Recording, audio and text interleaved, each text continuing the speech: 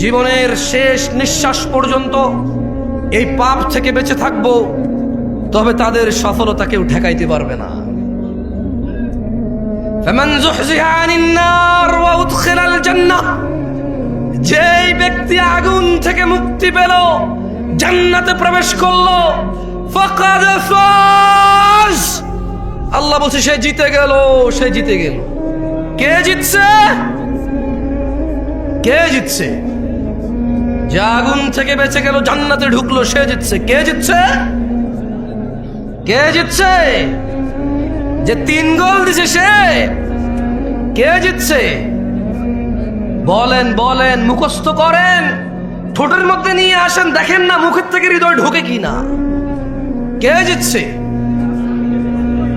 নাকি যে ছক্কা মারছে? কে জিতছে? নাকি যে চাকরি পাইছে? কে জিতছে? নাকি যে নেতা হইছে? কে জিতছে?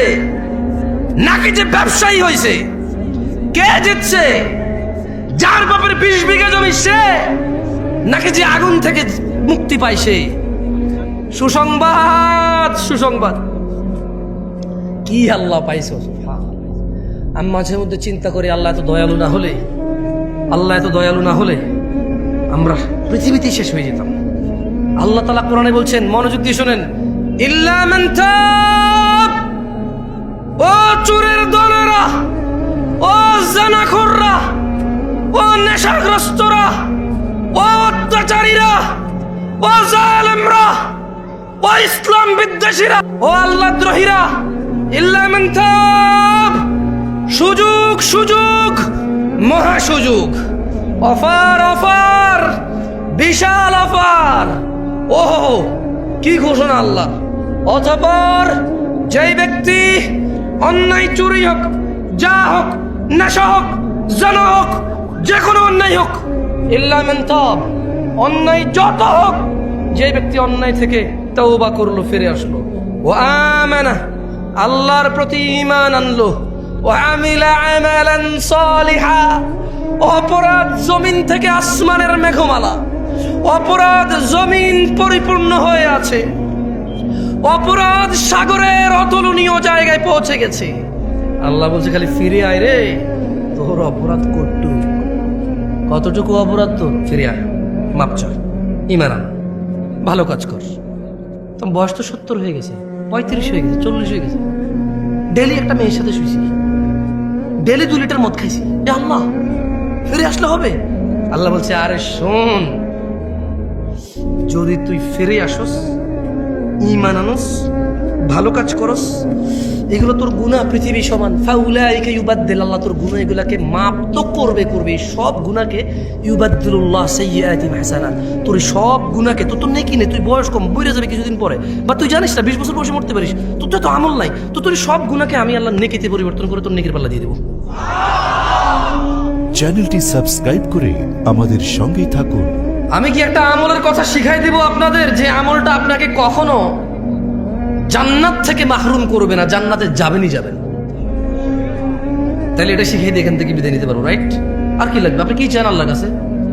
আল্লাহর কাছে কি চান? কি চান? তো ওই সম্পর্কে একটু জানাই দিলে তো হলো, আর তো সারা রাত ওয়াজ করে তাহলে লাভ নাই, আমাদের মূল ঠিকানা পাই গেলে তো হইল।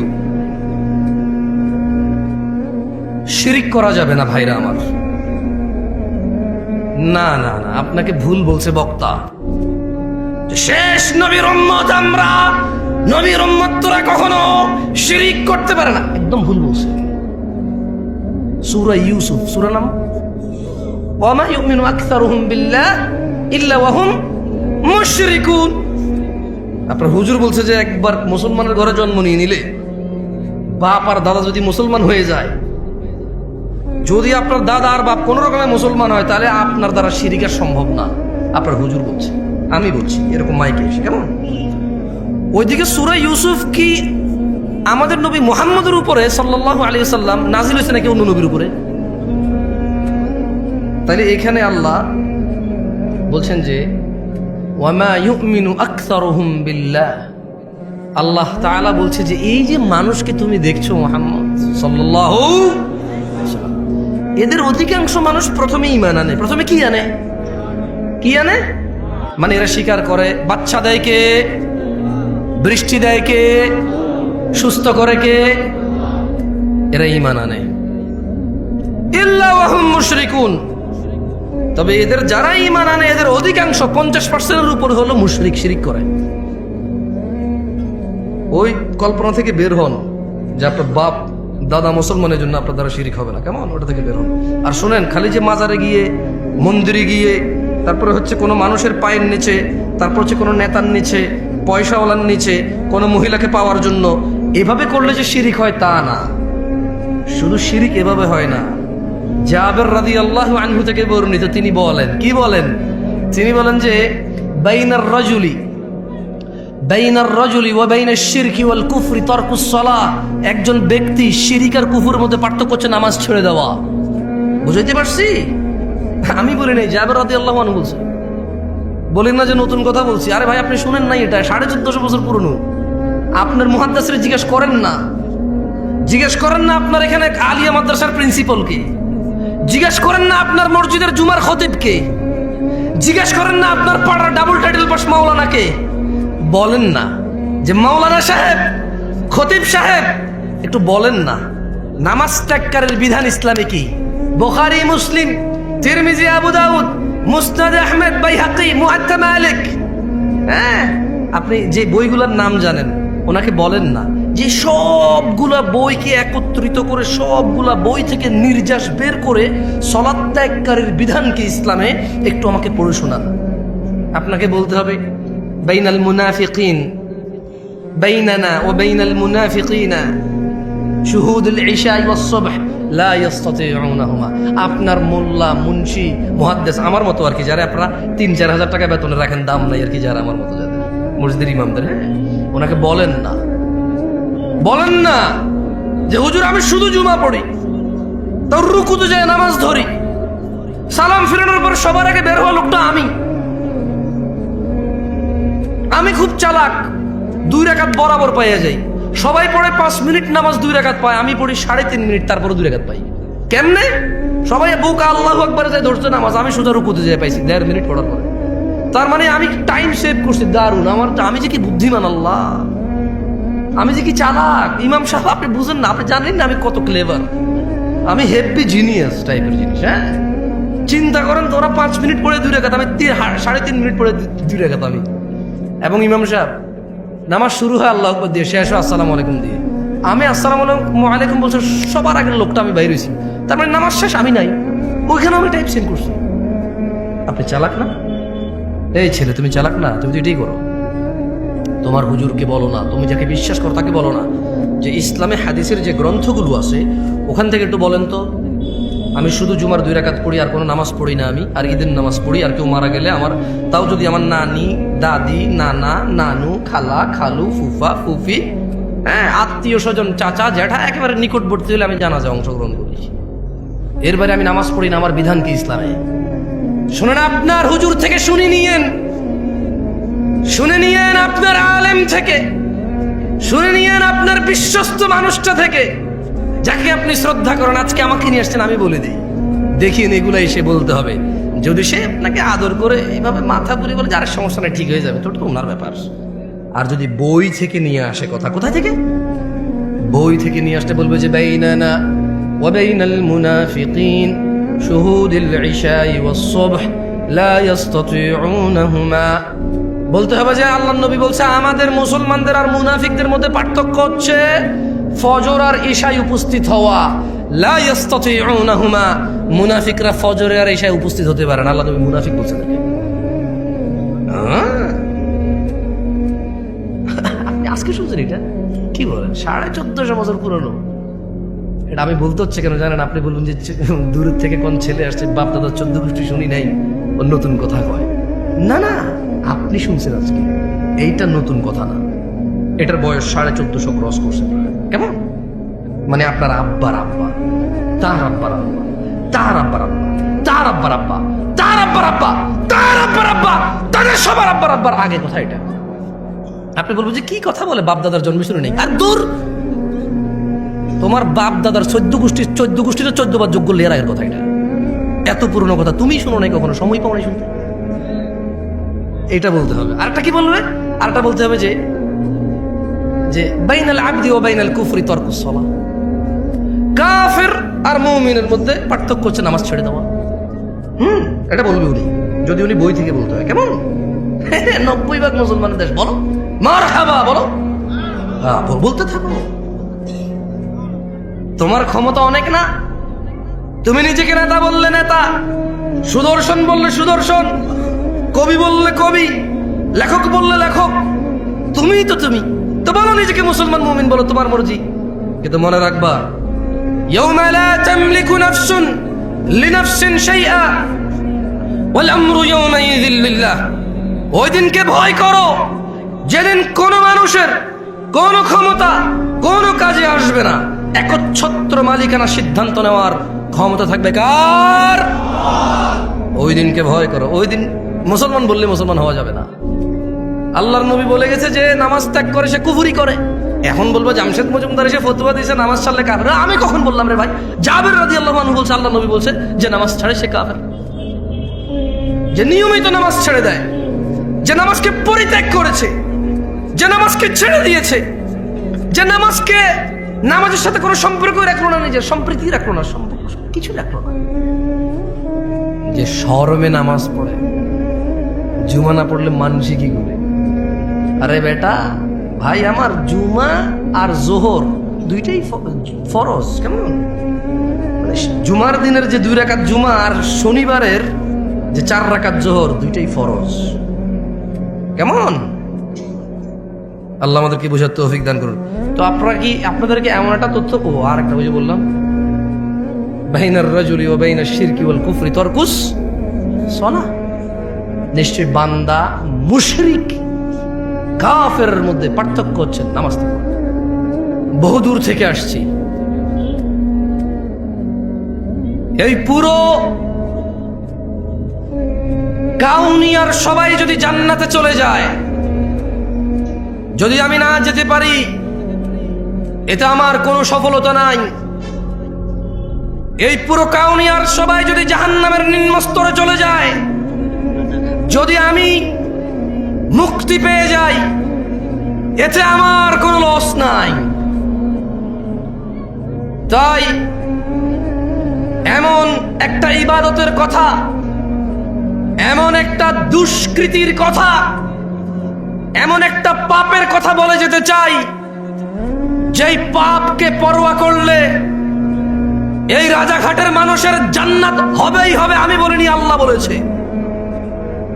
যদি রাজাঘাটের নারী ও পুরুষরা, যদি রাজাঘাটের ধনী ও দরিদ্ররা, যদি রাজাঘাটের যুবক ও বৃদ্ধরা, সুস্থ অসুস্থরা যদি সিদ্ধান্ত নেয় এই পাপ সম্পর্কে আমরা সতর্ক হব, জীবনের শেষ নিঃশ্বাস পর্যন্ত এই পাপ থেকে বেঁচে থাকব, তবে তাদের সফলতা কেউ ঠেকাইতে পারবে না। ফামান যুহজিহা আনিন নার ওয়া উদখিলাল জান্নাহ, যেই ব্যক্তি আগুন থেকে মুক্তি পেল, জান্নাতে প্রবেশ করলো, ফাকাদ ফাজ, আল্লাহ বলছে সে জিতে গেল, সে জিতে গেল। কে জিতছে? কে জিতছে? যে আগুন থেকে বেঁচে গেল, জান্নাতে ঢুকলো, সে জিতছে। কে জিতছে? কে জিতছে? যে 3 গোল দিছে সে। কে জিতছে? বলেন বলেন, মুখস্থ করেন, ঠোঁটের মধ্যে নিয়ে আসেন, দেখেন না মুখের থেকে হৃদয় ঢোকে কিনা। কে জিতছে? নাকি যে ছক্কা মারছে? কে জিতছে? নাকি যে চাকরি পাইছে? কে জিতছে? নাকি যে নেতা হইছে? কে জিতছে? নাকি যে ব্যবসায়ী হইছে? কে জিতছে? যার বাপের 20 বিঘা জমি সে, নাকি যে আগুন থেকে মুক্তি পাইছে? সফলতা আল্লাহর কাছে জান্নাত ছাড়া আর কিচ্ছু না। এই পৃথিবীতে এমন কিছু নেই যেটা পেলে আল্লাহ মানুষকে সফল বলেছে। আল্লাহ বলেছে যে আগুন থেকে রেহাই পেল, জান্নাতে প্রবেশ করলো, ফাকাদ ফাজ, সে জিতে গেল। তো ইয়া আল্লাহ, সে কত গোলে জিতলো, কত রানে জিতলো? আল্লাহ ফাযা ফাওজান আযীমা, সে পৃথিবীতে যত শ্রেষ্ঠ, এই মানুষের জন্য যত শ্রেষ্ঠ কিছু আছে সবচাইতে বড়টা জিতছে সে। এর চেয়ে আর কিছু বড় নেই। লুকমান হাকিম বলেছিল, আল্লাহ মুহাম্মদ সাল্লাল্লাহু আলাইহি সাল্লামকে বলতেছেন, ওয়াইদ ক্বালা লুকমান, আল্লাহ বলল যে আর স্মরণ করুন যখন লুকমান বলেছিল তার পুত্রকে, ইয়া বুনাই ওয়া হুয়া ইয়ালিবনি, তার পুত্রকে যখন সে বলেছিল ওয়া হুয়া ইয়াইদুহু, ওয়াজ করতেছিল। কি করতেছিল? কি করতেছিল? আমি কি করতেছি এখানে আজকে? গত বছর এখানে কি হয়েছে? এর আগের বছর যত হুজুর আসে কি করে এখানে? যত শ্রোতা আছে কি শুনে এখানে? ওয়াজ শোনে। লুকমান হাকিম তার ছেলেকে ওয়াজ করছে। এদেশের বাপেরা হুজুর নিয়ে এসে ছেলেকে ওয়াজ শোনায়, নিজেরা ওয়াজ করে না। যেদিন বাপ তার ছেলেকে ওয়াজ করবে, স্বামী তার স্ত্রীকে, দাদা তার নাতিকে, নাতি তার দাদাকে, মা তার মেয়েকে, বাপ তার মেয়েকে, চাচা তার ভাতিজিকে, মামা তার ভাগ্নিকে, ভাগিনাকে, পাড়া প্রতিবেশী তার পাড়া প্রতিবেশীকে যেদিন ওয়াজ করবে, সেই দিন ওই একটা ইসলামের বিধানকে প্রস্তুত করার জন্য দু চারটা সুন্নতকে ছোট করা লাগবে না। সেদিন সবাই জেনে যাবে। কেমন? ওয়াইদ ক্বালা লুকমান, স্মরণ করুন লুকমান লিবনি, তার ছেলেকে ওয়াজ করছিল। ওয়া হুয়া ইয়াইদু, ওয়া হুয়া ইয়াইদু, তার ছেলেকে সে ওয়াজ করছিল কি? ইয়া বুনাই, ও আমার আদরের ছেলে, লা তুশরিক বিল্লাহ, তুমি আল্লাহর সাথে শরীক করিও না। ইন্না শিরকা লা যুলমুন আযীম, হে আমার ছেলে, শিরক পৃথিবীর যত অপরাধ উপস্থিত আছে সবচেয়ে বড় অপরাধ। এখন প্রশ্ন হতে পারে, 1000 লিটার মদ খেলে আর শিরিক করলে কোনটা বড় অপরাধ? এখানে কোরআনুল কারীমে সূরা লুকমান আল্লাহ বলছে যে ইন্না শিরকা লা যুলমুন আযীম, নিশ্চয়ই শিরিক সবচেয়ে বড় অপরাধ। প্রশ্ন আসতে পারে, এই দেশের নেতারা কয়েক হাজার কোটি টাকা দুর্নীতি করে নিয়ে চলে গেছে, এটা হিসেব হবে? মানুষের টাকা, কার টাকা? মানুষের টাকা। হিসেব আল্লাহ মাফ করবে না। যার টাকা মারছে তারা মাপ করবে তারা। যদি তারা মাপ না করে তাহলে তাদেরকে নেকি দিয়ে দিতে হবে। যদি ওই লোকের কাছে, নেতার কাছে আর নেকি নাই, তবে এই দেশের নেতাদের কাছে বহু নেকি আছে। বলেন তো কেন? এই মসজিদ মাদ্রাসার লোকেরা নেতার কাছে যায় 2 লাখ টাকার জন্য দাঁড়ায় থাকে। ওর বাপ কি করতে রে তুই যে 2 লাখ টাকার জন্য গেলি? কোথেকে টাকা আনবে? এই ওর বাপ কি করতো আমি চিনি না। ওর বাবা নেই, ও নিজে কি করতো? এই মসজিদে 1 লাখ, ওই মাদ্রাসায় 2 লাখ, ওই স্কুলে 5 লাখ, ওই এতিমখানা মেয়ের বিয়েতে 10 লাখ আনে কোথেকে রে টাকা? ওর বাপের কয় বিঘে জমি ছিল রে? ও কি ব্যবসা করে? কত ব্যবসার নাম? ওর কাছে যায় দাঁড়ায় থাকো টাকার জন্য। তো টাকা যেহেতু দিচ্ছে, যেখান থেকেই আনে, যেহেতু টাকা দিচ্ছে, এ ভাই আমি আওয়ামী লীগ বিএনপি বলছি না ভাই, চোর বদলানোর কথা আমি বলি না, কি বদলানোর কথা আমি বলি না। আমার কথা হচ্ছে যে শাসনে আছে, আল্লাহ তার মধ্যে যত কল্যাণ আছে তা আমাকে গ্রহণ করা তৌফিক দিক। তার ভিতরে যত অনিষ্টতা আছে আল্লাহ তা থেকে আশ্রয় দিক। আমি তার সাথে পাঙ্গা ঝামেলা যেতে চাই না। তার ভিতরের ভালোটাকে ব্যবহার করে সমাজকে সুন্দর করতে চাই, তাকে সংশোধন করতে চাই, তাকে বদলাতে চাই না। কি করতে চাই না? বদলাতে চাই না, কারণ আমি নামই জানি না তাকে বদলায় কাকে নিয়ে আসবো। সবাই চলে, ঠিক আছে? তো সংশোধন লাগবে, বদলানো লাগবে না। কি লাগবে না? সংশোধন লাগবে। আল্লাহ আমাদেরকে সংশোধন হওয়ার তৌফিক দান করুন। তো 2000 কোটি টাকা যদি কেউ চুরি করে বিদেশ নিয়ে চলে যায় বা দেশে রেখে দেয় বা কিছু একটা করে, তো যাদের টাকা সে মারবে আল্লাহ বলবে যে আমি মাফ করবো না। তো সে বলবে যে তোমার টাকা তো আমি মেরে দিয়েছি, কি করবো? সে লোক বলবে যে নেকি দাও। তো এখন এই যে মসজিদে 2 লাখ দেয়, মাদ্রাসায় 2 লাখ দেয়, এতিম বাচ্চাদের বিয়ে করা, দেখলো ভালো কাজ নাকি খারাপ কাজ? পাহাড় সমান নেকি থাকবে না তার কাছে, কারণ সে প্রচুর দান করে। কি করে? ও এখানে আরেকটা কথা বলা ভালো, যদি সুনামের জন্য, দানবীর জন্য দান করে তাহলে নেকি ওটাই নাই, ওটা রিয়া হয়ে উল্টো ওটা একটা গুনায় পরিণত হবে। কেমন? আর যদি মন মানসিকতা ভালো হয়, একটু মন নরম, ভালো মন মানসিকতা, একটা এতিম বাচ্চা বিয়ে করা দিচ্ছে, যা কিছু টাকা দাও হয়ে যাক। অথচ টাকাটা কিন্তু সে চুরি করে, ডাকাতি করে, বদমাইশি করে, কিছু হালাল আছে কিছু হারাম আছে মিশ্রিত। কেমন? কিছু হালাল কিছু, ওটা সরি নেতা বলবো না, ওটা ব্যবসায়ীরাও করে। 2 নাম্বার 4 নাম্বার 6 নাম্বার মালামাল বিক্রি করে নাকি করে না? গ্রামের মোড়লে করে, ওটা কিন্তু নেতা না। আপন বড় ভাইয়ে করে, রাস্তার জমি নিচে নিয়ে ছোট ভাইকে ওই পিসের জমি দিয়ে দেয়, বোনের সাথে ভাইয়ে করে। তো আমি আসলে শুধু নেতা বলবো না, আমি আসলে আমরা মানুষ, এই সমাজের মানুষগুলো আমরা খারাপ। ভাই হিসেবে ভাইয়ের সাথে খারাপ, ভাই হিসেবে বোনের সাথে খারাপ, ছেলে হিসেবে বাপের সাথে খারাপ, নেতা হিসেবে সমাজবাসীর সাথে খারাপ, ব্যবসা হিসেবে কাস্টমারের সাথে খারাপ, স্বামী হিসেবে স্ত্রীর সাথে খারাপ, বাপ হিসেবে ছেলের সাথে খারাপ। এটা হচ্ছে আমাদের স্বভাব, বুঝে আসছে? তো আসলে কোনো একটা লোককে এইভাবে দোষ, মানে নেতা হয়েছে এই জন্য দোষ, এটা না। আসলে আমাদের স্বভাবগত যাতে এই দেশের মানুষের আমরাই খারাপ, বুঝে আসছে না আসলে আপনার? তো এখন ইন্না শিরকা লাযুলমুন আযীম, লোকমান বলছে যে ছেলে তুমি আল্লাহর সাথে শিরিক করিও না। কেন? বলো যে শিরিক সবচেয়ে পৃথিবীর বড় অপরাধ। তো এখন যদি আপনি প্রশ্ন করেন কত বড় অপরাধ, 1,00,000 কোটি টাকা যদি মাইরা দেওয়া হয়, এটা কিয়ামতে আল্লাহ মাফ না করলে, এ হলো চোর যে টাকা মারছে, এ হলো যার সম্পদ তারা, বা সে একক বা তারা অধিক, এর যত নেকি আছে একে দিতে হবে। দিতে দিতে আর নেকি নেই, কিন্তু লোক বাকি আছে। এখন এই পৃথিবীতে এমন একটা মানুষ আছে যার গুনাহ নাই? আছে? একটা মানুষ কি পাওয়া যাবে যার গুনাহ নাই? তো এখন এই যে ওই যে চোর বাটপার অন্যের হক মাইরা খাইছে, এর কাছে আর নেকি নাই, এখন লোক বাকি আছে যাদের হক এর কাছে রয়ে গেছে, এদের গুনাহগুলো সব এর কাছে আসবে। ইন্না লিল্লাহি ওয়া ইন্না ইলাইহি রাজিউন। সেই নেকির পাহাড় নিয়ে এসে মানুষ সবার গুনাহ নিয়ে গুনার পাহাড় নিয়ে যাবে। এবারে আসেন, এরপরে কি হবে? এর সমস্ত নেকি শেষ, সব মানুষের গুনাহ এর কাছে চলে আসছে, এইবার কি হবে ওর? এটা প্রশ্ন থাকতে পারে না? ধরে নেন ওর শিরিক করে নাই, কি করে নাই? কি করে নাই? আল্লাহ বলছে যে ইয়াগফিরু লিমান ইয়াশা, যাকে খুশি মাফ করে দেবে। বুঝাইতে পারি নাই কি বলছে আল্লাহ? আরে ভাই, চোরদেরকে উৎসাহিত করতেছি না, ভুল বুঝিয়েন না আপনারা। আবার অধিকাংশ চোরই মুশরিক বেনামাজি, অধিকাংশ চোর মুশরিক বেনামাজি, অধিকাংশ চোর ডাকাত আল্লাহকে অস্বীকার করে। আচ্ছা, একটা কথা বলি, মাশাআল্লাহ আপনারা একটু ঠান্ডা চুপ আছেন, একটু মনোযোগ দিয়ে শোনেন। জেনা করা কি? ন্যাংটা থাকা কি? ন্যাংটা থাকা কি? আরে আমি নাস্তা কামড়ে চলব। ন্যাংটা থাকা কি? গুনাহ। গুনাই তো, হারাম তো গুনাই। শরম না? শরম না? শুকর খাওয়া কি? আচ্ছা, কালকে বাংলাদেশের বইতে লেখা হলো,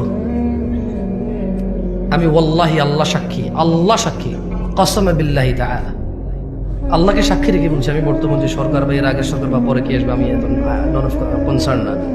ধরেন এই যে শিক্ষা নীতিমালা হয়, অনেক কিছু বইতে আসতেছে, যেমন এদেশের সায়েন্স আর্টসের অনেক বইতে লেখা আছে সব ধর্ম ম্যান মেড, মানুষের বানানো ধর্ম, কেমন লেখা আছে বইতে। আপনি কি করবেন? কি করবেন আপনি? টিচার পড়াবে না? এটা পড়াবে, ছাত্ররা পড়বে। ধরেন কালকে বইতে লিখলো, বছরে একটা দিন আমরা নির্ধারণ করব, ওই দিনের নাম দিব আমরা দুঃখ ভোলা দিবস। কি ভোলা দিবস দিব? আরে ভাই, যারা মাতাল তারা সবাই কেন খায়? দুঃখ ভোলার জন্য খায়। বুঝতে পারছি না? পারি নাই? একটা সিগারেট খোর পর্যন্ত সিগারেট খায় দুঃখ ভোলার জন্য। কি বলার জন্য? দুঃখ ভোলার জন্য। তো ধরেন এরকম একটা দিবস চালু হলো তর্কের খাতিরে, যে বছরে একদিন আমরা সবাই সুন্দর করে সেজে গুজে মেয়ে ছেলে একাকার হয়ে আমরা দুঃখ ভোলা দিবস পালন করব। ধরেন টিচাররা এটা শিখাবে, বাচ্চারা বলো তো দুঃখ ভোলা দিবস কোন দিন? আমরা বললাম অমুক দিন।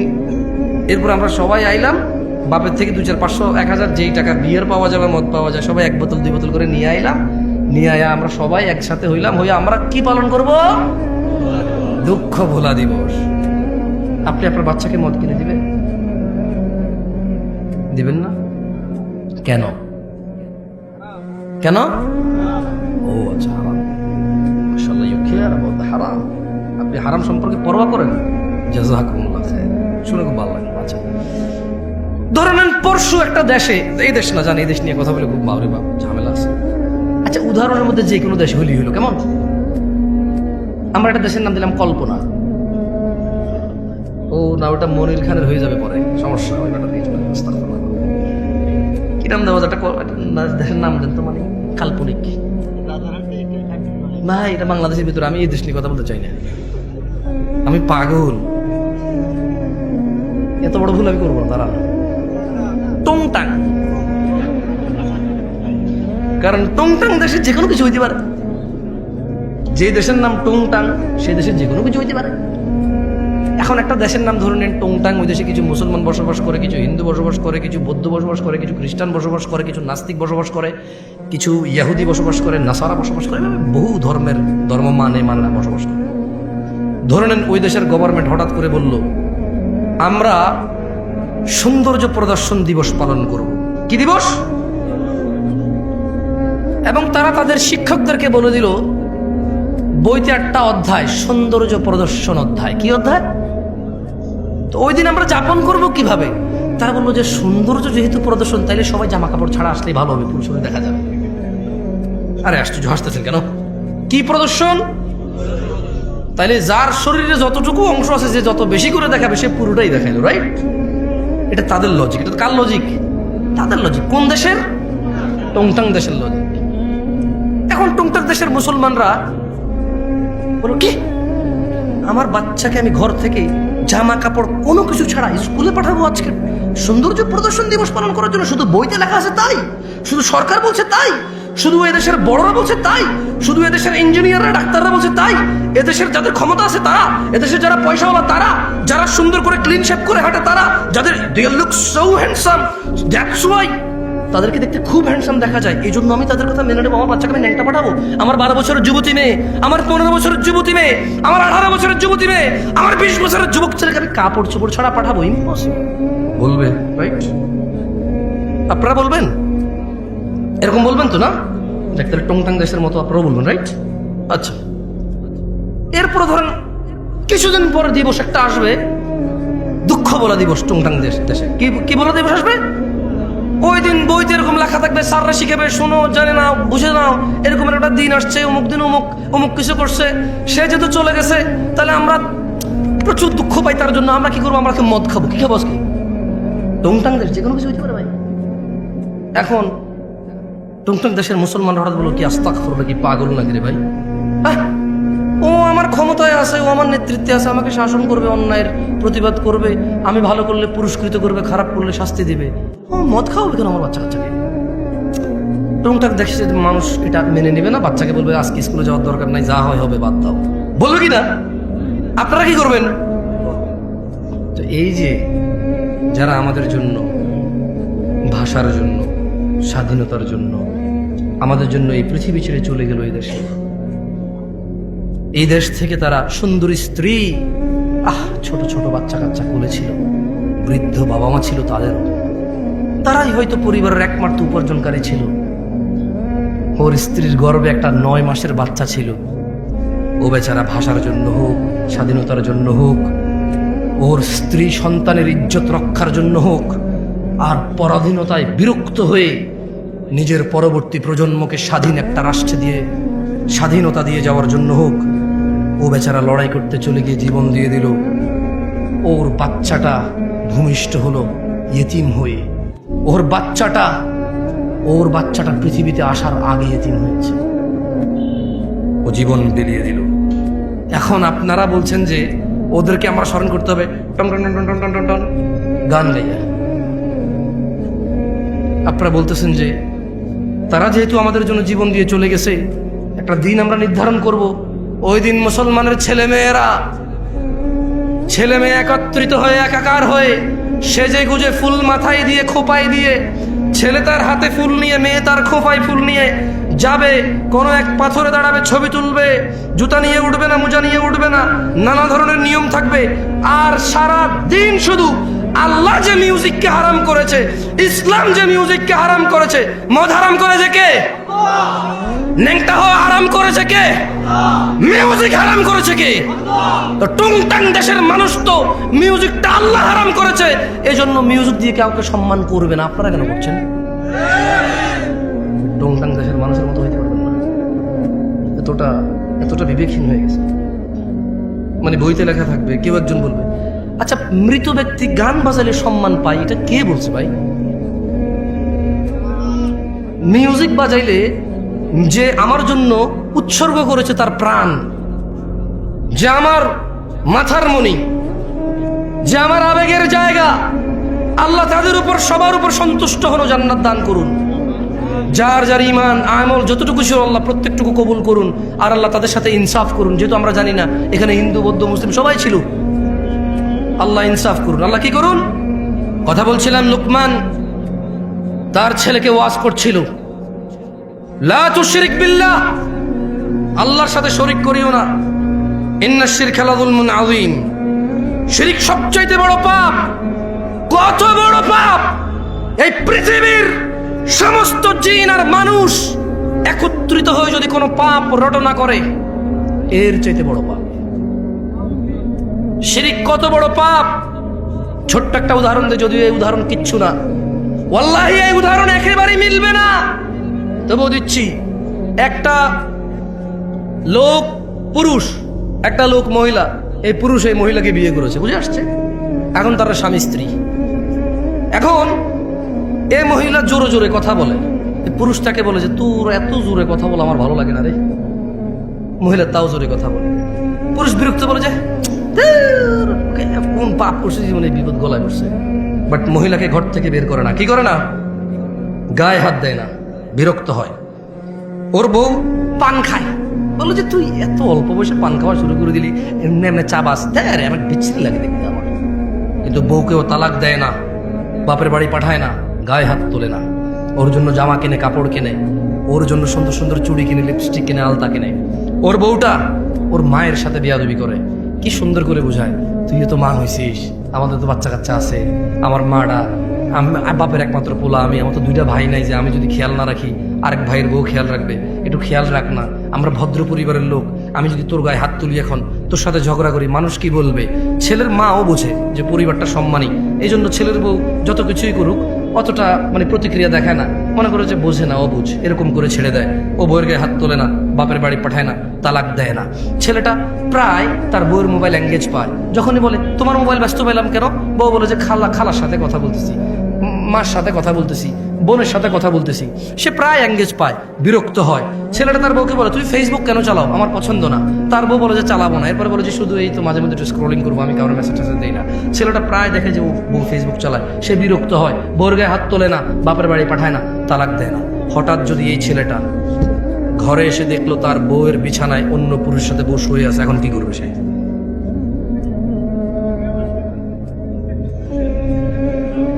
কেন রাগে মেরে ফেলবে কেন? ও কি ইসলাম বোঝে না? ও তো মুসলমান ছেলের কথা বলতেছি আমি। তুমি কোন ছেলে, তুমি কোন ধর্মের ছেলে? ইসলামে কোনো মহিলা পুরুষ ধরা পড়ে গেলে মেরে ফেলার তোমার বিধান আছে? সরকার মারবে? কে মারবে? কে মারবে? বিবাহিত মহিলাকে পাথর মেরে মেরে রজম করবে কে? জেনাকারী কে রজম করবে? কে রজম করবে? তুমি তো গায়ে হাত দিতে পারো না, তুমি ধর্ম বুঝো না। তো যটুক আছে ওটুক নিয়ে মস্করা করো, গজল গায়া গায়া, যটুক টুকটাক দেখা যায় ওটুক নিয়ে মস্করা করো, গজল গায়া, গান গায়া, সিনেমা নাটক গায়া। কৌতুক করে ধর্ম শিখাও, এখন সিনেমা করে দেখি তো টেলিভিশনে আসে। একটা ইসলামের শিক্ষা কোরআন হাদিস দিয়ে আর হচ্ছে না, এবার নাটক করে শিখাইতে হবে। এই পর্যায়ে চলে গেছো তুমি। কেন আমার বাপ মেরে ফেলবা কেন? ওর বউ আরেকজনের সাথে শুয়ে আছে, তুমি মেরে ফেলবা কেন তোমার বউ? তোমার মেরে ফেলা বৈধতা আছে ওই মহিলাকে? বলে যে মেরে ফেলবার আগে ওকে তালাক দেওয়া বৈধতা আছে, ওকে বাপের বাড়ি পাঠিয়ে দেওয়ার বৈধতা আছে, মুসলমান শাসকের হাতে তুলে দেওয়ার বৈধতা আছে, যে বিচার হোক। আর বিচার হবে কেন? বিবাহিতা মহিলা জানা করলো কেন? বিবাহিত পুরুষ জানা করলো কেন? ওর বিচার হবে, ওকে পাথর মেরে মেরে ফেলতে হবে। কে মারবে? শাসক মারবে, পুলিশ। এই দেশের যে পুলিশ আছে না, অথবা কোনো বাহিনী তৈরি হবে, সরকার তৈরি করবে। কে তৈরি করবে? আমাদের দেশের সরকার। তো আমি তোমার দেশ নিয়ে কথাই বলতেছি, আমি কথা বলতেছি ইসলাম নিয়ে। আমি কি এখন বাংলাদেশকে হিসাব করে করে কথা বললে হবে? ইন্ডিয়া, পাকিস্তান, সৌদি আরব, ইরান, নেপাল, ভুটান নিয়ে কথা বললে হবে? আমি কথা বলতে হবে ইসলামের বিধান নিয়ে। এবার কি তোমার আছে আর কি তোমার নাই? যা তোমার আছে তা তুমি পাবা, আর যা তোমার নাই জব তুমি আল্লাহকে দিবা। আমি এখানে কি করবো? আমার কি করার আছে, কি ক্ষমতা আছে আমার করার? এই তোমরা কি কথা বুঝো আমার? এখন এই ছেলেটা দেখলো তার স্ত্রী অন্য কারো বিছানায় শুয়ে আছে। আচ্ছা, এই যে তার মাকে কষ্ট দিল, এই যে মহিলা জোরে জোরে তার সাথে কথা বলে, এই যে মহিলা পান খায়, এই যে মহিলা সারা দিন ব্যস্ততা, মোবাইলে ব্যস্ত পায়, এই যে মহিলা ফেসবুক চালায়, ও কিন্তু তালাক দেয় নাই, দিছে? বলুন তো এইবার ও রাখবে? আপনি বললে একটা পুরুষ, অথচ ওর বউকে যদি ওই পুরুষের সাথে না দেখতো, ও জানতেই পারতো না। এই কথা জানতে পারতো? ক্ষমতা আছে। ধরেন ওর বউ একটা পুরুষের সাথে শুইল, ও 3 দিন পরে বাড়ি আসলো, ও ওর বউর সাথে শুইল, ওর কি বুঝার ক্ষমতা আছে ওর বউ আরেকজনের সাথে ছিল? আরে জোরে জবাব দেন ভাই। যেই পুরুষ তার বউ যদি আরেকজনের সাথে শোয়, এরপরে সে যদি ওই স্ত্রীর কাছে যায়, যেই পুরুষের এতটুকু ক্ষমতা নাই বুঝার যে অন্য কারোর সাথে ছিল, ওই পুরুষ যদি দেখে আরেকজনের সাথে শুইছে, ও ঘৃণায় লজ্জায় রাগে ক্ষোভে দুঃখে ওকে পুরো পৃথিবীর বিনিময় দিলেও বলবো যে বউ আমি রাখবো না ভাই। যার ভিতরে ন্যূনতম লজ্জাবোধ আছে, গায়রাত আছে, গায়রাত মানে বোঝেন আত্মমর্যাদা, কি মর্যাদা, সে রাখবে না। তো বলবো যে ভাই এত কিছু জানি না, আমি জুলুমের শিকার হয়ে গেছি, ওর মোহর কত 20 লাখ, এ ভাই একটা কিডনি খুল লইয়া যায়, এটা সরা, দেখলে আমার মেজাজ গরম হয়। আল্লাহ এরকম বলবে। যার ভিতরে ন্যূনতম আত্মমর্যাদা আছে সে বলবে যে 20 লাখ তো নাই, কিডনি একটা নিয়ে যা, 2 কিডনি লাগে না, 1 কিডনি বাঁচা যায়, ওরে নিয়ে বাঁচা যাবে না ভাই। কিডনি ছাড়া বাঁচা যাবে গ্যারান্টি আছে, ওর সাথে বাঁচবো না। ও আমাকে ধোকা দিছে, ও আমার বংশ মর্যাদা নষ্ট করছে, ও আমার বংশ নষ্ট করে দিছে। এখন যে বাচ্চাটা আছে এটা কি আমার না আমার না, আমি সেই সন্দেহে আছি। ও আমার আগামী প্রজন্ম ধ্বংস করে দিছে। আমার আগামী প্রজন্মের যে বাতি আমার, সে বাতি আমার কিনা আমি জানি না, আমি এতটা দুঃখে আছি। এবং যে নিষ্পাপ সন্তানটা আছে ওর ঘর থেকে হইছে, ওকে বিদায় করে দেওয়ার পর ওই বাচ্চাটাকে দেখলে আমার ওর কথা মনে পড়বে, আর আমি সন্দেহে থাকবো এটা কি আমার বাচ্চা না অন্য কারো। ওকে সরাও, কিডনি নিয়ে যাও, ওকে সরাও, 1 কিডনি দিয়ে বাঁচা যায়। ও আমার আগামী প্রজন্ম ধ্বংস করে দিছে, ও আমার বংশের বাতি শেষ করে দিছে, ওকে সরাও। সেই জায়গায় শিরিক আল্লাহ কিভাবে বলবে? অথচ তিনি জানে ওয়াহুয়া খালাকাক, তিনি তোমাকে সৃষ্টি করেছে কোথায় থেকে? 1 বিন্দু তুচ্ছ পানি থেকে, যেটা তোমার বাপের পাজরের হাড়ে ছিল। এই পিছনের হাড়ে ছিল যে পানিটা, ধাক্কা দিয়ে যে পানিটা বের হয়, যে পানিটা যে কারো হাতে লাগলে গোসল করতে হয়, এইভাবে ঘিন ঘিন করে টিস্যু দিয়ে মুছে ফেলবে, এমন তুচ্ছ পানি হতে তোমাকে সৃষ্টি করছে। তুমি তো মনে করো তুমি জোয়ান, তোমার বাপ জোয়ান ছিল না। তুমি মনে করো তুমি জোয়ান থেকেই যাবা, ছোট ভাই আমার, তুমি আর বৃদ্ধ হবা না, খবরদার। আন আবি বকর রাদিয়াল্লাহু আনহু قال, আবু বকর রাদিয়াল্লাহু আনহু থেকে বর্ণিত তিনি বলেন, قال النبي صلى الله عليه وسلم, আল্লাহর রাসূল সাল্লাল্লাহু আলাইহি সাল্লাম বলেছেন, আলা উনাব্বিউকুম বিআকবারিল কাবাইর, ও আমার উম্মতরা, তোমাদেরকে কি আমি বলে দেব পৃথিবীর সবচেয়ে বড় অপরাধ কি? قالوا بلى يا رسول الله, সাহাবারা সবাই বললেন, হ্যাঁ আল্লাহর রাসূল, আপনি বলে দেন না এই পৃথিবীতে যত অপরাধ আছে সবচেয়ে বড় কোনগুলা? উনি বললেন সালাসান, 3 বার আল্লাহ নবী বলল, আমি কি তোমাদের বলে দেব পৃথিবীর বড় অপরাধ কোনটা? আবার বলল, আমি কি তোমাদের বলে দেব না পৃথিবীর বড় অপরাধ কোনটা? আবার বলল, আমি কি তোমাদের বলে দিব না এই পৃথিবীর সবচেয়ে বড় অপরাধ কোনটা? 3 বার বললেন। সাহাবারা বলল, হ্যাঁ আল্লাহ নবী সাল্লাল্লাহু আলাইহি সাল্লাম বলে দেন। বলেন, আল ইশরাকু বিল্লাহ, পৃথিবীর সবচাইতে বড় অপরাধ আল্লাহর সাথে শিরিক করা। উকুকুল ওয়ালিদাইন, দ্বিতীয় বড় অপরাধ বাবা মায়ের অবাধ্য হওয়া। ওই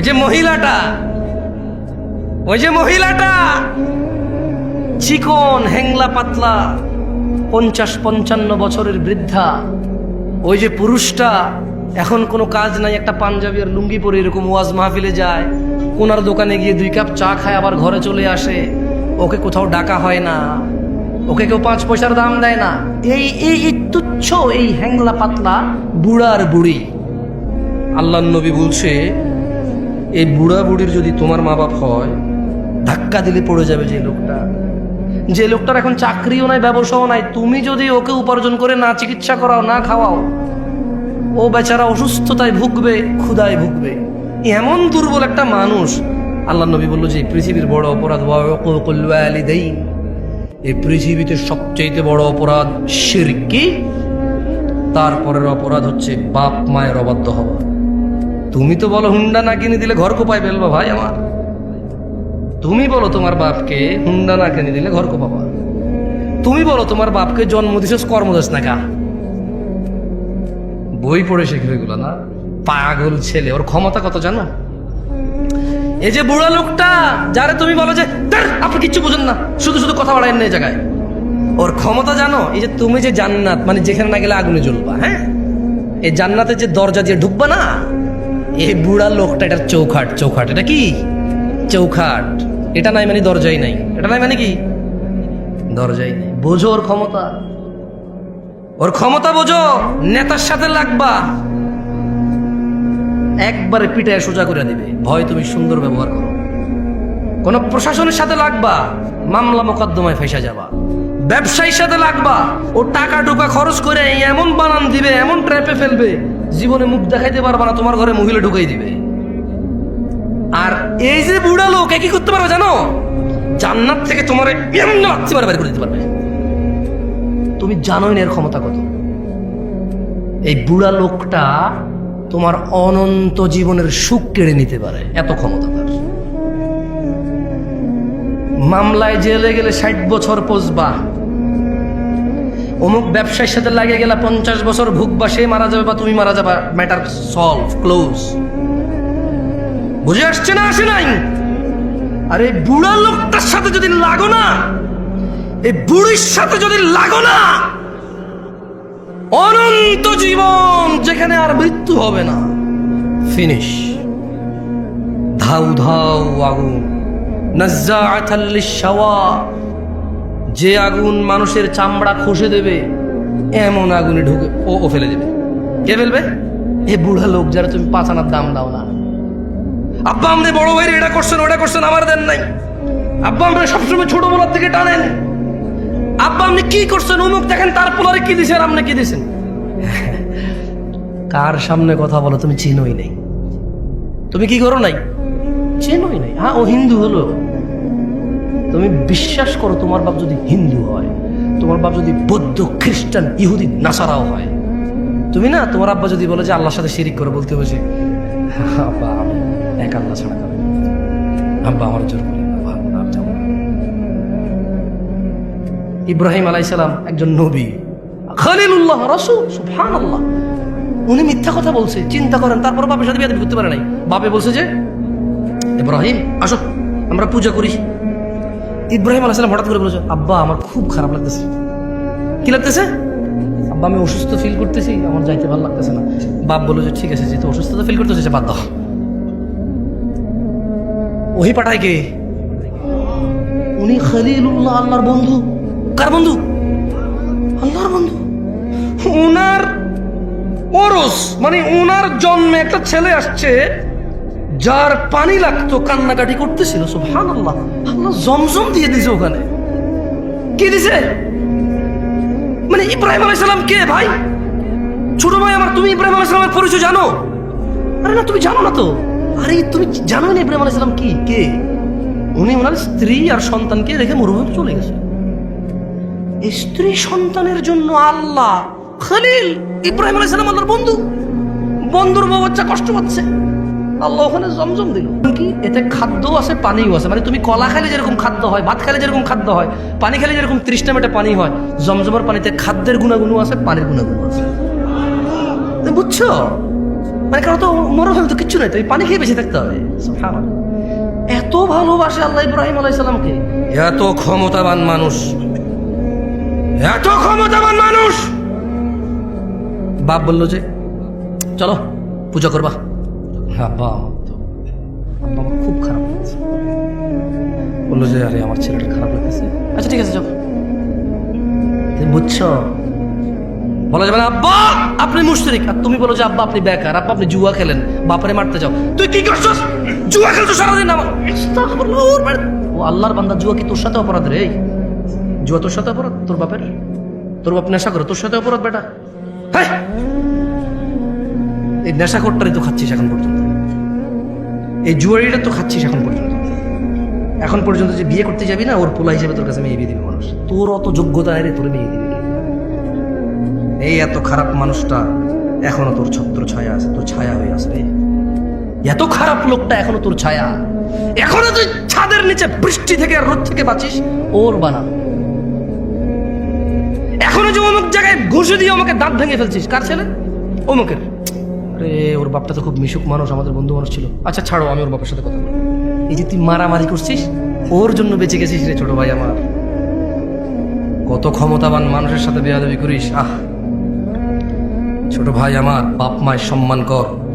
পৃথিবীর সবচেয়ে বড় অপরাধ হচ্ছে আল্লাহর সাথে শিরিক করা, ওয়া উকুকুল ওয়ালিদাইন, পিতামাতার সাথে অন্যায় আচরণ করা। যাই হোক, ওয়াজালাসা ওয়া কানা মুত্তাকিয়ান ফাকাল, আল্লাহর নবী হেলান দেওয়া ছিল, দুইটা অপরাধের কথা বললো। একটা কি? আরেকটা কি? তৃতীয় একটা অপরাধের কথা বলতে গিয়ে ওয়াকানা ওয়াজালাসা ওয়াকান, উনি এভাবে হেলান দিয়ে বসা অবস্থায় এই দুইটা বলছে। কিভাবে হেলান দেওয়া অবস্থায়? যে কোনো ভাবে উনি হেলান দেওয়া ছিল, ঠিক আছে।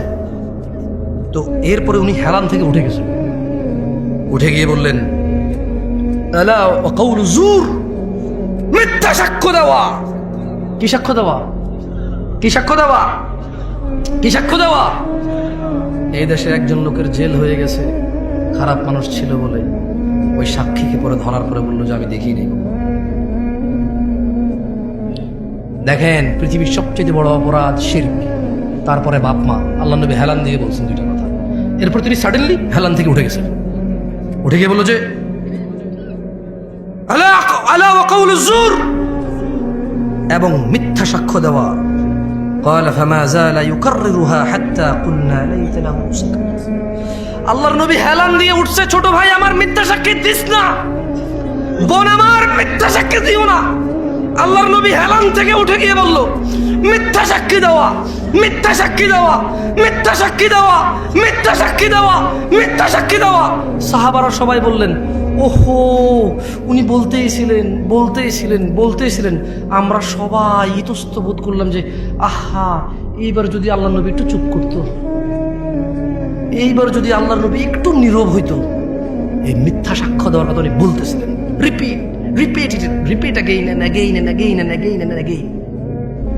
তিনি এটা বলছেন, সাহাবারা ভাবতে বাধ্য হলেন, ও আল্লাহ নবী কষ্ট হচ্ছে, বলতেছে, যদি উনি একটু আবার বন্ধ করতে বলা। মিথ্যা সাক্ষ্য দেওয়া এত বড় অপরাধ, বুঝে আসছে? কিরে, এতে ওইটা বেশিরভাগ ছোট বলা বানি করে গেল, ঢিল মারছে গাছের আমে, পড়ছে যায় জানালায়, ভেঙে গেছে গ্লাস। তো বাড়িওয়ালা বলে যে কে মারছে, তুই দেখছিস? আমি দেখি। কি বলে আমি দেখি। ছোট ভাই, মিথ্যা সাক্ষ্য দেওয়া পৃথিবীর বড় অপরাধ। যাই হোক, আমি আমার বক্তব্য লম্বা করব না, তবে একটা কথা বলছিলাম যে তোমাদের একটা অপরাধের কথা বলে যাব, যে অপরাধ তোমাদেরকে কখনোই জান্নাতে নিয়ে যাবে না।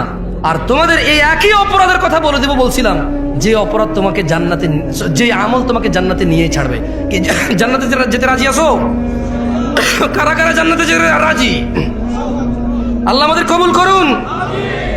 শোনো আমার ভাইরা, যে অপরাধ ক্ষমা হবার নয়, দেখো ওই যে বললাম দুর্নীতি, চাঁদাবাজি, মিথ্যা, বহুত কিছু অপরাধ আছে, একটা অপরাধ ক্ষমা হবে না। আল্লাহ বলছে ইন্নাল্লাহ, নিশ্চয়ই আল্লাহ, লা ইয়াগফির, ক্ষমা করবে না, আইয়ুশরাকা বি, যে আল্লাহর সাথে শিরিক করে, ওয়া ইয়াগফির, ক্ষমা করে দেবে, ক্ষমা করে দিতে পারে, ক্ষমা করবেন ওনার ইচ্ছা, মা দুনা যালিক, পৃথিবীতে যত অপরাধ আছে, লিমান ইয়াশা, ওনার ইচ্ছা, যে কোনো যত খুশি অপরাধ মাফ করবেন, শিরিক ছাড়া। ওয়া মান ইউশরিক বিল্লাহ, যে আল্লাহর সাথে শিরিক করলো, ফাকাদ দাল্লা দালালান বাঈদা, সে সবার চাইতে বেশি পথভ্রষ্ট হলো। দ্বীনি ভাইরা, তাওহীদের দিকে ফিরে আসুন। আল্লাযীনা আমানু ওয়া লাম ইয়ালবাসু ঈমানাহুম বিযুলমিন উলাইকা লাহুমুল আমন ওয়া হুম মুহতাদুন। হিদায়াত প্রাপ্ত কেউ নয় এই পৃথিবীতে, কোন মোল্লা, মুন্সি, গাজী, হাজি, মুফতি, মুহাদ্দিস, সাধারণ অসাধারণ, পুরুষ, নারী, ধনী, দরিদ্র, কেউ হিদায়াত প্রাপ্ত নয় ওই ব্যক্তি ছাড়া। আল্লাহ বলছে যারা ঈমান আনছে। কি আনছে? এরপরে বললেন যে এবং তাদের ঈমানের সাথে শিরিককে যুক্ত করে নাই। দেখছেন, সূরা ইউসুফে বলছে ঈমান আনার পর শিরিক করে, রাইট? সূরা ইউসুফে কি বলছে? ঈমান আনার পর। এ দেখেন, এই যে এটা কি সূরা আল আনামের 30 নম্বর আয়াত, এখানেও সেম কথা বলতেছে। তার মানে মুসলমান হওয়ার পরেও মানুষ শিরিক করার সম্ভাবনা, মুসলমান হওয়ার পরে শিরিক করার কি? তো নাইরে আল্লাহ কেন কোরআনে বলতেছে সূরা আল আনামে যে আল্লাযীনা আমানু, যারা ঈমান আনে, ওয়া লাম ইয়ালবাসু ঈমানাহুম বিযুলম, এবং তাদের ঈমানের সাথে শিরিক করে না, উলাইকা লাহুমুল আমন, নিরাপত্তা তাদের জন্য যারা ঈমানের মধ্যে শিরিক করে না, ওয়া হুম মুহতাদুন, এবং এরাই হেদায়েত প্রাপ্ত। যারা ঈমানের সাথে শিরিক করে না। দিনী ভাইরা, আমি বক্তব্য লম্বা শেষ করে চলে যাব, অনেক দূরে যাবো, আপনারা অনেক দূর থেকে আসছেন অনেকে মনে হয়। দেখেন, শিরিক যদি না বুঝে আসে আপনার, আমি আপনাকে আবারও একটা হাদিস, কয়টা হাদিস? একটা হাদিস আমি আপনাকে পড়ে শোনাই, এখান থেকে বিদায় নিতে চাই। আপনারা আমার মুখে মুখে কি হাদিসটা পড়বেন? ঠিক আছে, শোনেন। মুক্তবে পড়ছেন কারা কারা? হাত তোলেন তো। মুক্তবে মুক্তবে মুক্তবে পড়ালেখা করছেন? মাশাআল্লাহ মাশাআল্লাহ, তাইয়্যিব তাইয়্যিব। শোনেন, বলেন আন, জোরে, আন সাঈদ ইবনুল মুসাইয়্যিব রাদিয়াল্লাহু আনহু আন্না রাসূলুল্লাহি সাল্লাল্লাহু আলাইহি ওয়াসাল্লাম قال বলে সাঈদ ইবনুল মুসাইয়্যিব রাদিয়াল্লাহু আনহু থেকে বর্ণিত, তিনি বলেন আল্লাহর রাসূল বলেছেন সাল্লাল্লাহু আলাইহি ওয়াসাল্লাম। আমি গজল বেশি একটা পছন্দ করি না, কেন জানেন? কারণ গজলে নবী নবী নবী নবী নবী বলতে থাকে, সাল্লাল্লাহু আলাইহি ওয়াসাল্লাম বলার সুযোগ নেই। গায়কের কি বলার সুযোগ নাই, কারণ সুর মিলাতে চাইলে সুর পাল্টে যাবে। কি পাল্টে যাবে? আচ্ছা, এখানে তো আলেম ওলামারা আছেন, বলেন তো আল্লাহ নবী সাল্লাল্লাহু আলাইহি ওয়াসাল্লামের নাম আসলে দুরূদ পড়তে হয় কিনা? হয় কিনা? নাকি গজলে মাপ আছে, গানে মাপ আছে, ওয়াজে মাপ আছে, বৈঠকে মাপ আছে, ঝগড়ায় মাপ আছে? না, আল্লাহ নবীর নাম আসলে আলাইহিস সালাম, মিনিমাম কি বলতে হবে? আলাইহিস সালাম। মিনিমাম কি? ধরেন সাল্লাল্লাহু আলাইহি ওয়াসাল্লাম, অনেক বড় হয়েছে না? একবারে বলতে পারতেছেন না, লিস্ট বলতে হবে মুহাম্মদ আলাইহিস সালাম, মানে মুহাম্মদ, ওনার উপরে দুরূদ বর্ষিত হোক। বুঝে আসছে? তো এই জন্য আসলে আমার অনেক সময় গজল ভালো লাগে না, বিরক্ত লাগে শুনতে। কারণ আল্লাহ রাসূল সাল্লাল্লাহু আলাইহি ওয়াসাল্লামের নাম এতবার বলে বলে বলে, বাকিরাও মাথা নাড়ে, শ্রোতাও বলে না, গায়কও বলে না, কেউ বলে না। সুযোগই নেই, কারণ পরে সুরই মিলবে না। পরে কি মিলবে না? বলেন, সুর মিলানো জরুরি নাকি আল্লাহ নবী সাল্লাল্লাহু আলাইহি ওয়াসাল্লামকে সম্মান করা জরুরি? যাক, বলেন বাইনানা ওয়া বাইনাল মুনাফিকিন, বাইনানা ওয়া বাইনাল মুনাফিকিনা, জোরে বলেন সবাই, শুহুদুল ইশা ওয়াস সুবহ লা ইস্তাতিউনাহুমা। এখানে বলছে যে আল্লাহ নবী সাল্লাল্লাহু আলাইহি ওয়াসাল্লাম বলেছেন, মুসলমান আর মুনাফিকের মধ্যে পার্থক্য হচ্ছে ফজর আর ইশায় উপস্থিত হওয়া, মুনাফিকরা পারে না। এবার বলেন আন জাবির রাদিয়াল্লাহু আনহু, জাবির রাদিয়াল্লাহু আনহু থেকে বর্ণিত, তিনি বলেন, জোরে বলেন, মুখস্থ করে নিন। আমি চলে যাব, গত বছরও আসছে, আগামী বছরও আসবে, কোনো লাভ হবে না। আপনারা একটু মুখস্থ করেন, দেখেন কোনোদিন যদি কাজে চলে আসে। কেমন অনেক সময় দেখেন একটা নাট পড়ে আছে, কোনো কাজে লাগে না, হঠাৎ এক জায়গায় লেগে যায়, এবং যে জায়গায় লাগে এই জায়গায় মানে আপনি নাইলে যে কি হইতো আল্লাহ জানে, নাইলে যে কি হইতো আল্লাহ জানে। মুখস্থ করে নেন, ধরে নেন, ওই স্পায়ার নাটই ধরে নেন, নাই একটা হাদিস, দেখেন না কোন দিন কোন কাজে লেগে যায়, আর আপনার কিচ্ছু লাগবে না। বলেন জাবির রাদিয়াল্লাহু আনহু থেকে বর্ণিত, তিনি বলেন আল্লাহর নবী সাল্লাল্লাহু আলাইহি ওয়াসাল্লাম বলেছেন, বাইনার রাজুলি ওয়া বাইনাশ শিরকি ওয়াল কুফরি তারকুস সালাহ। বান্দা শিরক ও কুফরের মধ্যে পার্থক্য হচ্ছে নামাজ ত্যাগ করা। এখন আপনারা শিরক, কুফরি, মুনাফিকি এগুলোর কি পরোয়া করবেন আপনাদের ব্যাপার। তবে একটা আয়াত পড়ে বিদায় দিব, ভালো হয়ে যাও যুবক, ছোট ভাই আমার। তোমার আব্বা জওয়ান ছিল তো, দেখো বুড়ো হয়ে গেছে, তুমি হয়ে যাবে। বেঁচে থাকলে বুড়ো হওয়া তুমি মরতে পারবো না। যদি বেঁচে থাকো 50, 60, 70, 80, তো বুড়া হয়েই যাবা। এই চামড়া ভাঁজ হয়েই যাবে, এই যৌবন থাকবে না, থাকবে না চিরকালেই দাপট আর নেতৃত্ব আর ব্যবসা বাণিজ্য, সম্পদ, গ্রহণযোগ্যতা চিরকাল থাকবে না। ভালো হয়ে যাও ভাই আমার। আচ্ছা হুজুর, আমার বয়স 50, এক ওয়াক্ত নামাজ পড়ি না জুমা ছাড়া। হুজুর, আমার বয়স 40, জুমা ছাড়া কোনো নামাজ পড়িনি, ঈদ ছাড়া। আরেকজন বলেছে, ভাই আমি কত জেনা করেছি জানেন, কত নেশা করেছি জানেন। আজকের দিনে আমার সলিউশন কি? আমার বয়স 50, কোনো নেকি নাই। সুসংবাদ, সুসংবাদ, কি আল্লাহ পাইছে। আমি মাঝে মধ্যে চিন্তা করি, আল্লাহ এত দয়ালু না হলে আমরা পৃথিবীতেই শেষ হয়ে যেতাম। আল্লাহ তাআলা কোরআনে বলছেন, মনোযোগ দিয়ে শোনেন, ইল্লা মান তাব, ও চোরের দলেরা, ও জানাখোররা, ও নেশাগ্রস্তরা, ও অত্যাচারীরা, ও জালেমরা, ও ইসলাম বিদ্বেষীরা, ও আল্লাহ দ্রোহীরা, ইল্লা মান তাব, সুযোগ সুযোগ, মহা সুযোগ, অফার অফার, বিশাল অফার। ওহো, কি ঘোষণা আল্লাহ! অতঃপর যেই ব্যক্তি অন্যায়, চুরি হোক, যা হোক, নেশা হোক, জানা হোক, যে কোনো অন্যায় হোক, ইল্লা মান তাব, অন্যায় যত হোক, যে ব্যক্তি অন্যায় থেকে তওবা করলো, ফিরে আসলো, ও আমানা, আল্লাহর প্রতি ঈমান আনলো, ও আমিলা আমালান সালিহা, অপরাধ জমিন থেকে আসমানের মেঘমালা, অপরাধ জমিন পরিপূর্ণ হয়ে আছে, অপরাধ সাগরের অতুলনীয় জায়গায় পৌঁছে গেছে। আল্লাহ বলছে, খালি ফিরে আয় রে, তোর অপরাধ কতটুকু অপরাধ, তো ফিরে আয়, মাপ চা, ঈমান আন, ভালো কাজ কর।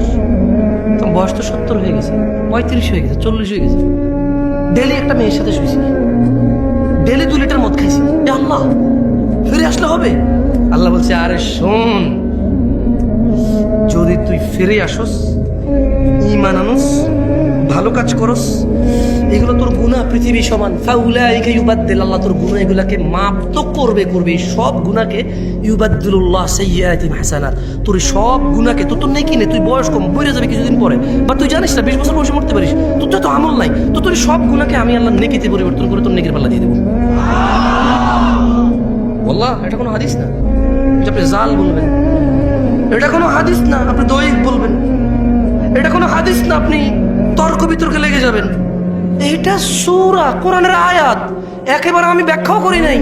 আল্লাহ বলছে, ইল্লা মান তাব, অতঃপর যে তওবা করে, ও আমানা, ঈমান আনে, ও আমিলা আমালান সালিহা, ভালো কাজ করে, ফাউলাইকা ইউবাদদিলুল্লাহু সাইয়্যাতিহিম হাসানাত, আল্লাহ তার সকল গুনাহকে নেকিতে পরিবর্তন করবে। এবার এই অফার আপনি নেবেন কিনা এটা আপনার ব্যাপার। তবে এই অফার পেতে হলে কি করতে হয়? প্রশ্ন, তওবা কেমনে করে? প্রশ্ন, তওবা কেমনে করে? গুনাহ কেমনে নেকিতে পরিবর্তন করব? শুধু মাপ না, এটি নেকি হয়ে যাবে। ধরে নেন, বাংলাদেশ সরকার বলল, কার কাছে কত জাল টাকা আছে, 30 ফেব্রুয়ারি 2024 এর মধ্যে সমস্ত জাল টাকা না জমা দাও, সেম আসল টাকা নিয়ে যাও, তবে আর কখনো জাল টাকা বানাইতে পারবা না, যদি বানাও মৃত্যুদণ্ড, যদি বানাও কি। এখন এক লোক বলল যে, এই যে বললো সমস্ত জাল টাকায় আসল টাকা দেবে, আমার কাছে 20,000 কোটি টাকা আছে জাল টাকা।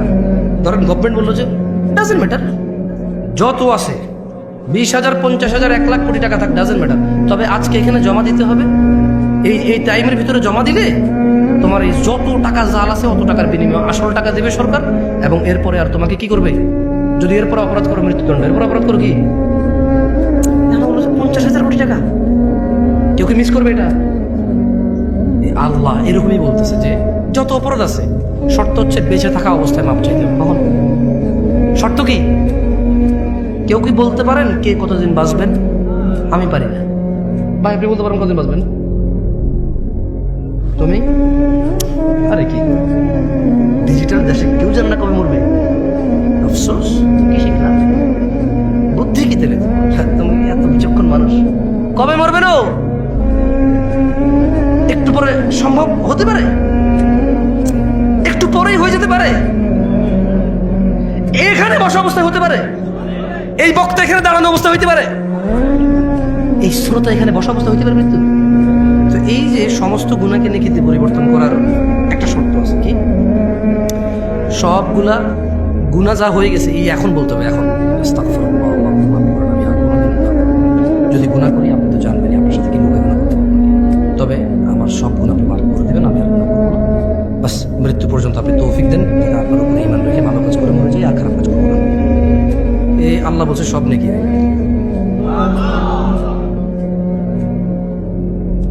এখন আপনাদের সিদ্ধান্ত ভাই, আমি তো আপনাদের আসলে কিছু দিতে পারবো না, আপনাদেরকে দিয়ে পারবো, বলে যেতে পারবো। আকুলু কওলি হাযা ওয়াস্তাগফিরুল্লাহ লি ওয়া লিসাইরিল মুমিনিন ফাস্তাগফিরু ইন্নাহু হুয়াল গফুরুর রহিম। আমি আল্লাহর কাছে আপনাদের সকলের জন্য এবং আমার জন্য ক্ষমা চাই, আল্লাহ আমাদের সবাইকে মাফ করুন। আপনারাও আপনাদের জন্য মাপ চাইন আল্লাহর কাছে, আমিও আমার জন্য আল্লাহর কাছে মাপ চাইব। সুবহানাকাল্লাহুম্মা ওয়া বিহামদিকা আশহাদু আল্লা ইলাহা ইল্লা আনতা আস্তাগফিরুকা ওয়া আতুবু